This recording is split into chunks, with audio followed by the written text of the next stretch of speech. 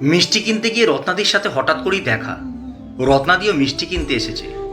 রত্নাদি আমার পরিচিত। পরিচিত মানে ট্রেনে যাতায়াত করতে গিয়ে পরিচয়।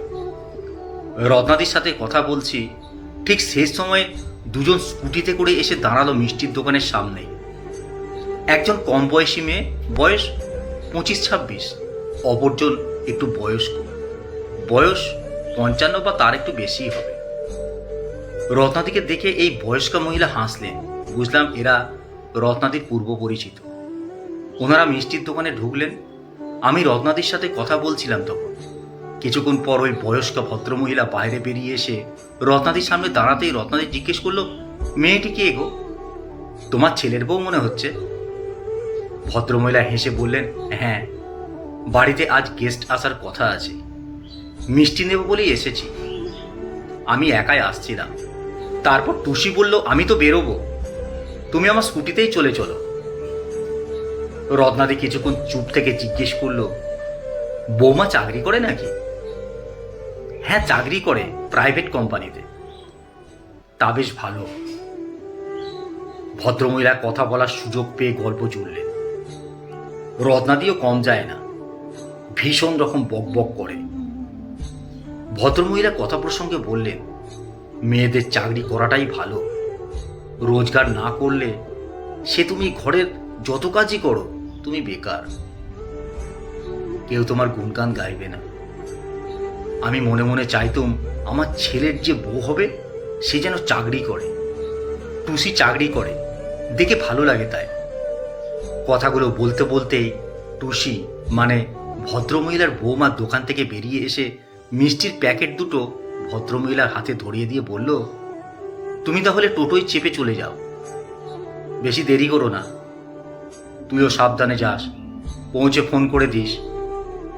টুসি স্কুটিতে স্টার্ট দিয়ে কাকিমা আসছি বলেই বেরিয়ে গেল। আমি পাশেই দাঁড়িয়ে তখন রত্নাদির সাথে ওই ভদ্রমহিলার কথোপকথন শুনছিলাম। টুসি চলে যেতেই রত্নাদি এবার ভ্রু কুচকে জিজ্ঞেস করে বসল, তোমার বৌমা তোমাকে কাকিমা বলে ডাকে? রত্নাদি একটু বাঁকা কথা বলতে পছন্দ করে। সহজ কথাটা সহজভাবে না নিয়ে একটু ঘুরিয়ে পেঁচিয়ে বলাটা রত্নাদির স্বভাব। রত্নাদির কথায় ভদ্রমহিলা হাসলেন।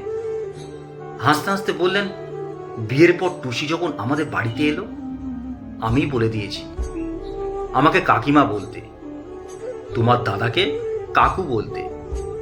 রত্নাদির চোখ তখন কপালে। এ মা, কাকিমা কেন? শাশুড়ি মানে তো মা। রত্নাদি কথা থামাতে উনি বললেন, শাশুড়ি মানে মা নয়, বরং মায়ের মতো। সেই মা ডেকে নাম খারাপ করার দরকার কি বলতো? মা একজনই হয়, সে বগলেও মা, মারলেও মা, শাসন করলেও মা। মা যা পারে শাশুড়ি তা পারে না। দুম করে 25 বছর বয়সী একটা মেয়ে এসে মামা বলে ডাকতে শুরু করে দিল বলেই আমি মা হয়ে যেতে পারবো না। তার থেকে বরং কাকিমা ডাকাই ভালো। কথাগুলো রত্নাদির ঠিক পছন্দ হলো না। বলল, তবুও কাকিমা ডাকটা কেমন শুনতে লাগে না? শাশুড়িকে মা ডাকাই ভালো। হুম, সব কিছু অত সহজ নয়। আমারও তো মেয়ে আছে। আমি আমার মেয়ের জন্য যতটা ভাবি, যতটা করি, সেটা নিজের মেয়ে বলেই তো করি। নিজের মেয়ের মতো সবটুকু দিয়ে বৌমার জন্য করি না, সেটা তো সম্ভবও নয়। ছেলের বউকে মেয়ে বানানো এত সহজ নয়। তাই বৌমাকে নিজের মেয়ে বলে আদিক্ষেতাও করি না কারো কাছে। বৌমা ভালোই জানে ইনি আমার শাশুড়ি, নিজের মা নয়। আর আমিও ভালো জানি এ আমার ছেলের বউ, মেয়ে নয়। রত্নাদি শুনে বলল, এতে করে কি সম্পর্ক ভালো থাকবে? একটা টান তো গড়ে উঠবে না। কে বলল টান থাকবে না? তার জন্য চাই বোঝাপড়া, তার জন্য চাই বন্ধুত্ব। প্রয়োজনের চেয়ে বেশি নাক গলালেই তখন হয় অশান্তি। টুসির সাথে আমি মা মেয়ের সম্পর্ক গড়তে চাইনি কখনোই। নিজেকে মা হিসেবে দাবি করলে তার আগে আমাকেও বুঝতে হবে মেয়ে হিসেবে টুসির জন্য আমি কি কি করেছি। কি দরকার বলো তো এসবের? শাশুড়ি বৌমা মানে কি মা মেয়ে হয়ে উঠতে হবে? জোর করে করতে চাই বলেই হয় না। আমরা তো কেউই ছোট না, বয়স বেড়েছে আমাদের। মাটি নরম থাকলে যা খুশি করে দেওয়া যায়, শক্ত মাটি নিয়ে নতুন করে যদি কিছু গড়া যায় সেটা হলো বন্ধুত্ব। টুসি আর আমি যতটা শাশুড়ি বৌমা তার থেকে আমরা বেশি বন্ধু। বোঝাপড়া আর বন্ধুত্ব না থাকলে কাকিমা বলেই ডাকো আর মা বলেই ডাকো, সে সম্পর্ক বেশি দিন টেকে না। ভদ্রমহিলার কথাগুলো মন দিয়ে শুনছিলাম। সম্পর্কের নামে যাই হোক না কেন, ভিতর থেকে সেই রেসপেক্টটুকু থাকলেই হলো। আর সম্পর্কর সুতো যদি বন্ধুত্ব দিয়ে গড়া হয় তাহলে সে বন্ধন হবে মজবুত, শাশুড়ি বৌমার প্রতিদ্বন্দ্বিতা নয়।